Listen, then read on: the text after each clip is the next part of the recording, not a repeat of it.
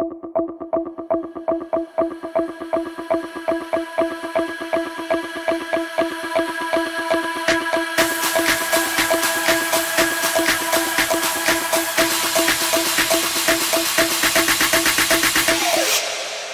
everyone, and welcome back to a latest episode of the Writers Podcast. This is episode 66, and I'm here with writer today, Val Collins. Hello, Val. How you doing? Hello, Lou. Thank you for having me. I'm fine, thank you. Very good. I love your accent. It sounds very Irish. Well, I am Irish. So I have to ask, no relation to Phil Collins? Oh, heavens, no. He's English. He's English. Well, you do go across borders sometimes, right? Well, yeah. Besides which, Collins is my author name anyway. It's not my real name at all. Oh, okay. There we go. So that's one mystery cleared up. And Val, we're here to talk about your latest book, which is what? My latest book is Where Loyalties Lie. And that is in a series, correct? Yeah, that is the fourth book in my series. So it's the fourth book in the Aoife Walsh thriller series. Okay. And what genre is your fiction in? Psychological thrillers. Ah, very nice. So since it's your first time on the show, why don't you let the listeners or watchers, depending on how they consume this, know a little bit about who you are. Okay, so my name is Val. I wrote the Aoife Walsh thriller series. I'm Irish. I've lived in Ireland all my life. The longest time I've ever spent out of the country was 4 consecutive weeks. Okay. And growing up, were you a voracious reader? Oh, yeah. I started reading when I was 3, so I don't remember a time when I didn't read. Okay. And what kind of books did you gravitate towards? As a child? Sure. And then as you got older as well.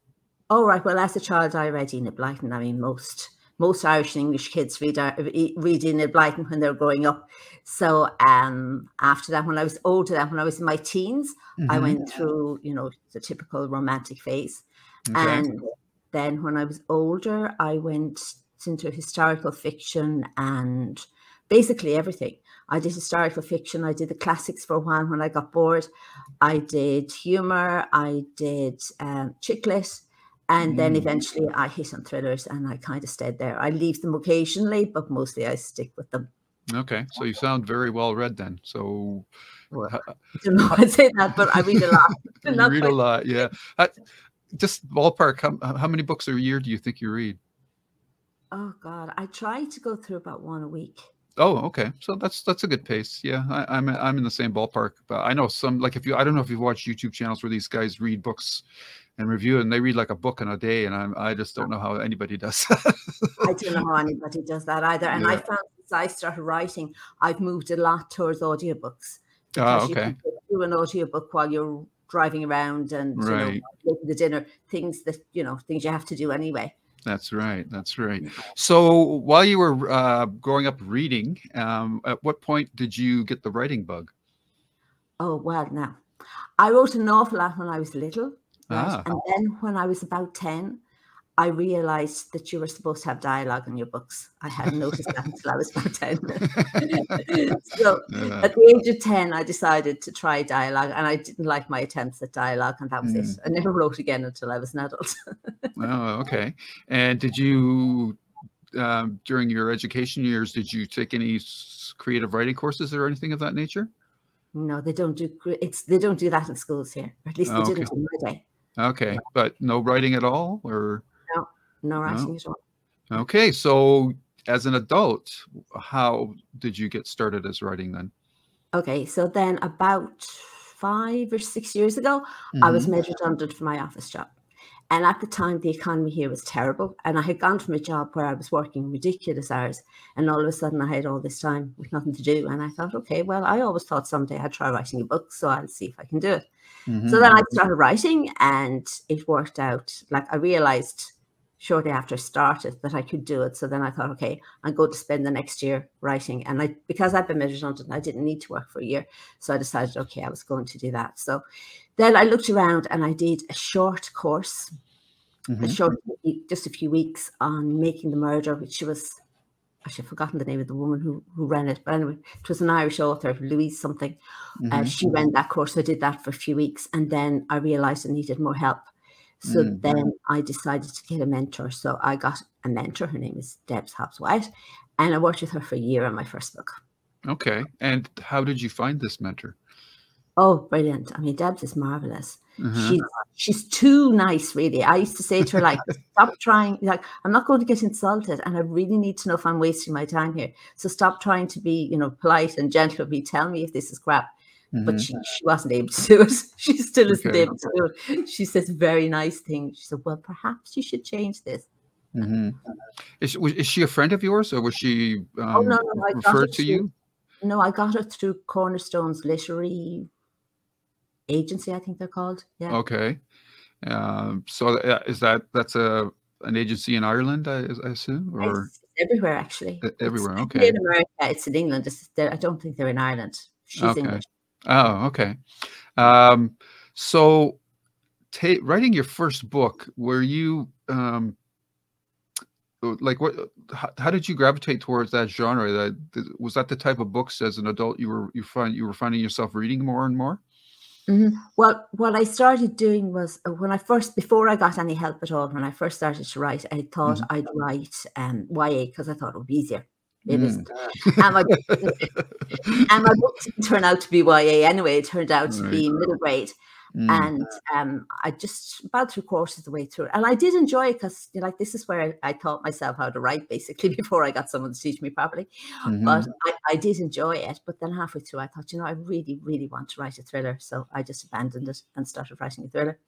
Oh, okay. And what kind of thriller, like, if you were reading that, did you have certain thriller writers that you liked quite a bit, or were you trying to style yourself after a particular writer, or?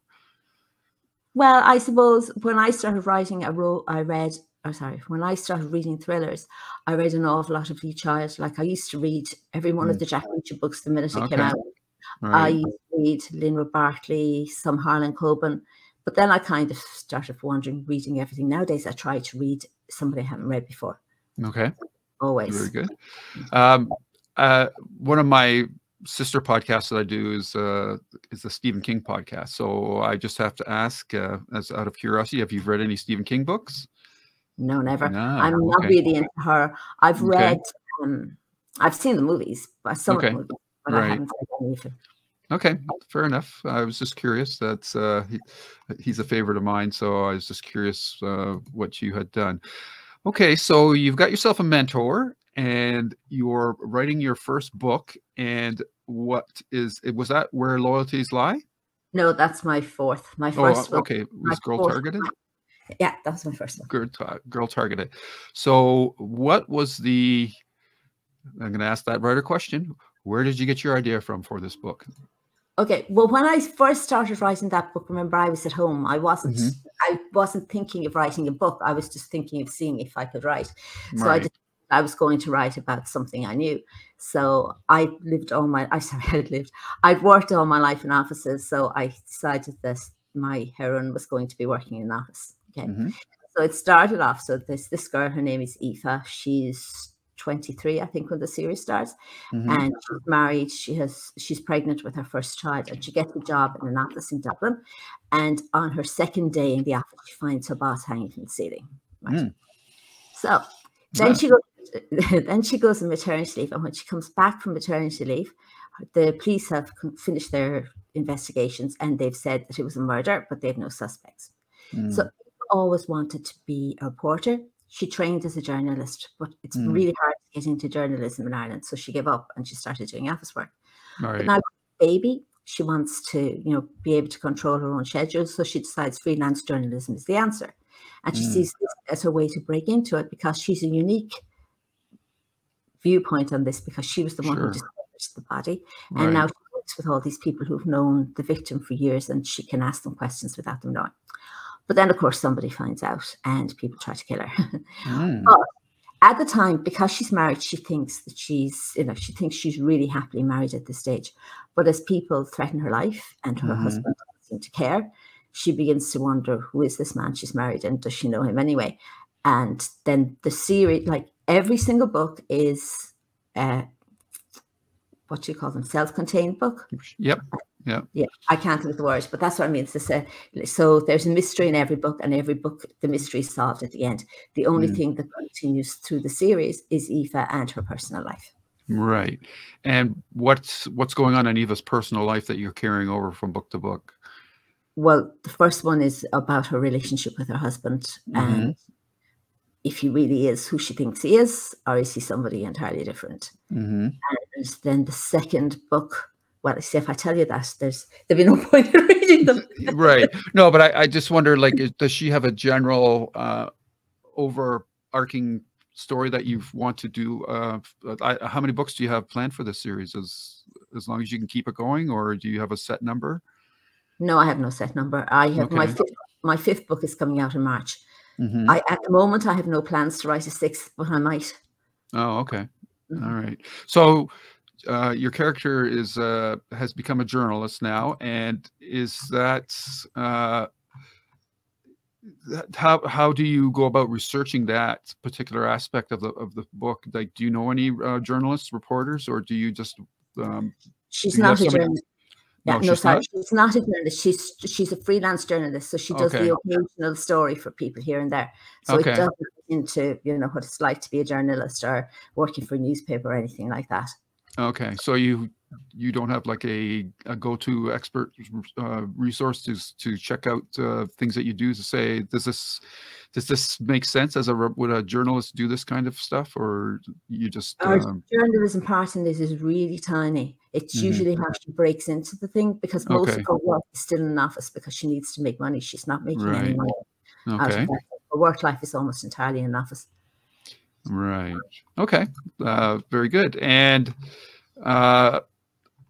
do you set out to when you're plotting each book, do you know what the end is going to be?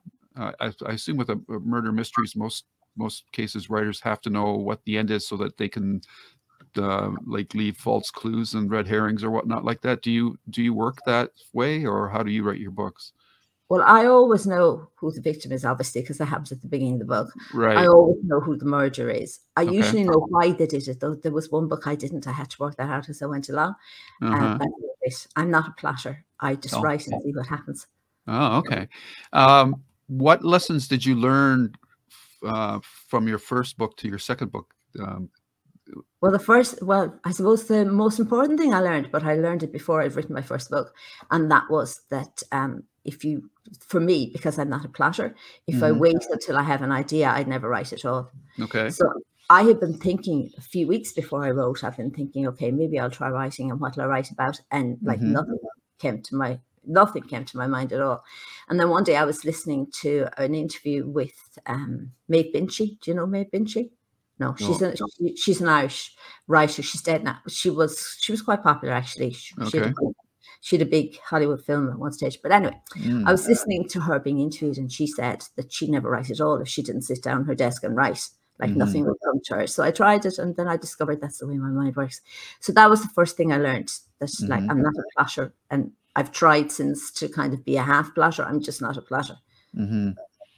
Okay, now, because you're not a plotter, when you write your book, you're discovering the story. So when you do you ever find yourself getting painted into a corner or something, or that you say, oh, I've got to fix this later on and come back to it? Or how do you approach your first draft? Do you just write and let it go, and then your second and then subsequent drafts you tidy it up and fix any plot holes or logic loops, anything like that?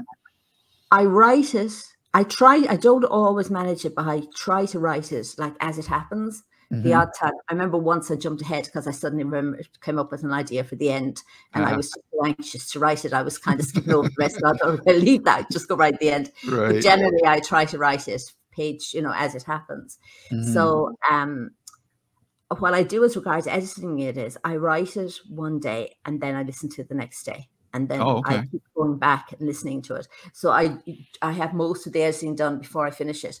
So I don't have time to because I do it like that, I don't get locked into into places where I don't know how to get out of them. But what I do is I find I often write stuff I don't need. So I end up having to delete it because I say, no, that's totally a waste of time. Get rid of that. Yeah. Right.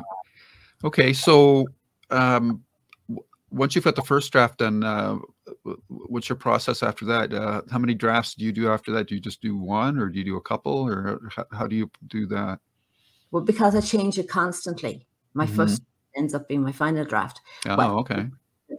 My first draft, I suppose it's my second draft because I'll go back over it again. But when I have, so like I would write maybe, like I might write 3 chapters and then I will go back and do the 3 chapters. So then I might write 6 chapters, but I'll go back and do the 6 chapters. So the whole way so I do the whole thing like endless times before I get to the end of it. Oh, okay. I see. And then when I get to the end of it, then I do the whole thing once just to make sure that it all adds up and that I haven't said things, you know, like kill somebody up to them. And because and because you're such a big audiobook listener, do you read your book out loud to yourself? Not to myself, no. I use Word to do it. Oh, okay. Okay, cool. And that you find that helpful for mostly what, dialogue or? Oh no, I find it brilliant for everything. I didn't do it. I didn't do it for my first and second book, and I think it made such a difference because when you listen, if you read it yourself, you hear what you think you said. Exactly. If you listen to it, you hear what somebody else hears. Very good.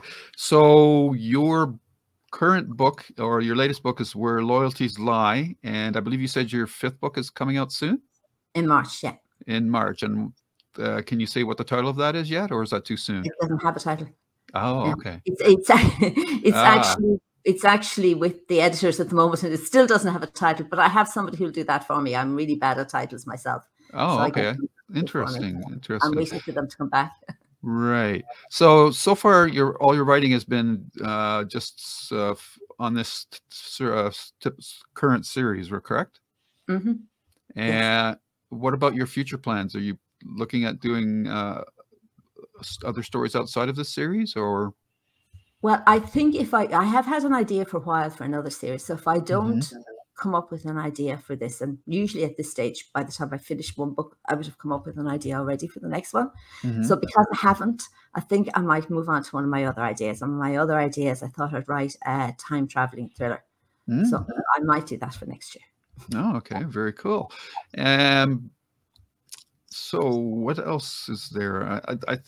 I'm thinking that's pretty well everything I can ask. Is there anything that hasn't come up over the course of the interview that you would like to mention? Okay, well, I'd just like to mention my new book. So my new book will be out in March. As yet, it has no name, but it's the story. It's the story of a young couple. Their names are Matt and Nicole, and Matt and Nicole are on their honeymoon. They're on a beach in Italy, and Nicole falls asleep, and when she wakes up, Matt's disappeared, and she never sees him again. So basically, that's the plot of my new book. Oh, very cool. So where did that idea come from?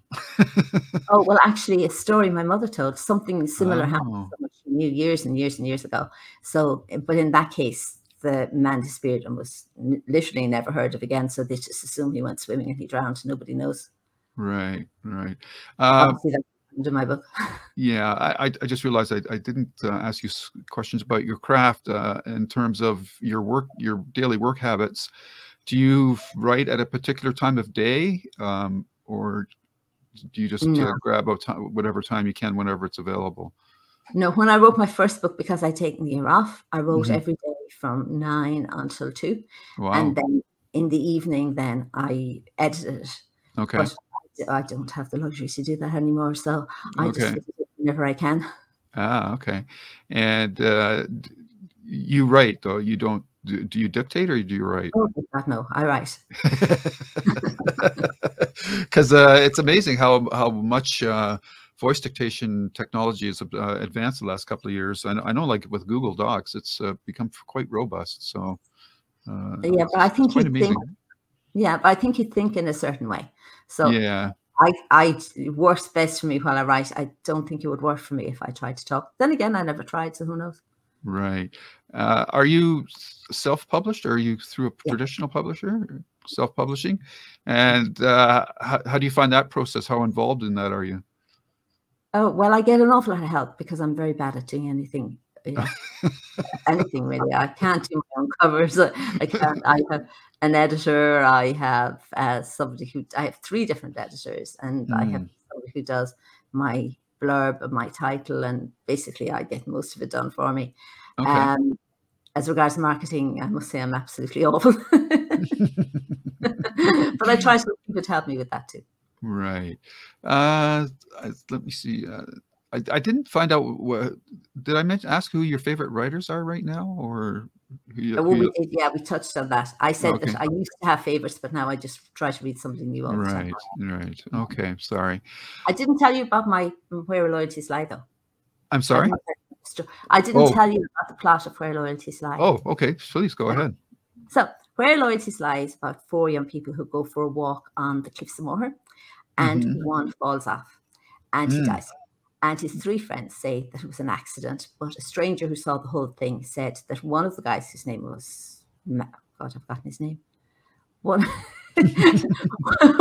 the guys whose name I've forgotten, Ben. Yeah, that's it. One of the guys whose name was Ben pushed his friend off the cliff, right? Okay. So Ben's family are very wealthy, and they hire solicitors and all sorts of people and detectives and everything to try and prove that their son is innocent. But when they're not getting anywhere, somebody recommends Aoife to the mother, and so Aoife gets involved. Oh, okay. Very cool. And did you style her after anybody? So, like, is she a Miss Marple or anything like that? Or no. No. For one thing, she's 23. Right. Well, when she started off, she's 23, which is a bit different from Miss Marple. She's like in her late 20s by now. But no, she's kind of a mixture of several people I know. Oh, okay. And for fear of recrimination, you're not going to say who those people are. Okay, that's very good. And your books can be found in the usual places, I assume, Amazon. All my books are on Amazon, and my latest book is Always Wide. Okay. Always. Yeah, so you can get Where Loyalties Lie wide now, and then when my new book comes out, you can get my new book wide. But the rest of them are on Kindle Unlimited. Right. And are they available in audio form too? No. No? Any plans to do that? I'd love to do them in audio form, but to do it properly costs a fortune, and I just can't afford it. Oh, okay. I understand. Yeah, because the audio segment of the book market is going pretty crazy. I guess it was mostly during the COVID lockdown, but it was accounts for, depending on the author, of course, but for some authors, their audio sales were more than their print sales and that. So I'm sure. It's quite interesting. Yeah. I looked into doing it, and it was like to do it properly. Like, you could do it badly, but I don't want my book done badly. And because my people are Irish, some people's idea of an Irish accent makes me want to scream. I couldn't listen to it myself. Right. So, to do it properly, like, I think it was something like 20,000 or something. I was thinking, like, there's no way I could afford that. Right. Yeah. Right. I have to say that are you familiar with Tanya French? She writes Irish Dublin Murder Squad series, which is she's quite good. I really enjoy her books. She really gets to the psychology of the cops, actually, more than the criminals, which is interesting. But yeah, her books are quite good. So, and then she uses terms in that book that because I'm in Canada, I don't know what the terms are, so I have to look them up sometimes. But really? What? Like, she calls her boss. What's a funny name? I can't remember it now off the top of my head, unfortunately. I can't imagine what it would be. The English people tend to say gov. Does she say gov? No, not gov. It's something like gaffer, maybe, or that's English too. Yeah, is it? Oh, okay. That's an English phrase. Yeah. So anyhow, I just thought if you'd had it, but maybe you don't want to read within your genre now. I don't know if you. No, I do read within my genre, but I'm not really into things that are violent, and she always talks about violence. Okay. Yeah, I don't do violence. So are your books, would you consider them more like cozy mysteries then, or? No, they're not cozy either. No. They're plot-driven, suspense, female-led. Okay. All right. Well, I wish you all the best with your series and your new book coming out next March. And it's been a blast talking to you. I want to thank you for taking the time to do this. Thank you for talking to me, Dick. But you enjoy your, is it nighttime? I don't know what. It is 20 minutes past 8. Oh, okay. Yeah, it's like 1 here. So yeah. Yep. So 7 hours difference because of the hour change, I guess. So anyhow, enjoy the rest of your night and the rest of your weekend. And when your next book comes out, I'll look forward to talking to you again. Thank you. And Merry Christmas. Yes, same to you, and Happy New Year. Take care. Thank you very much. Bye. Bye-bye.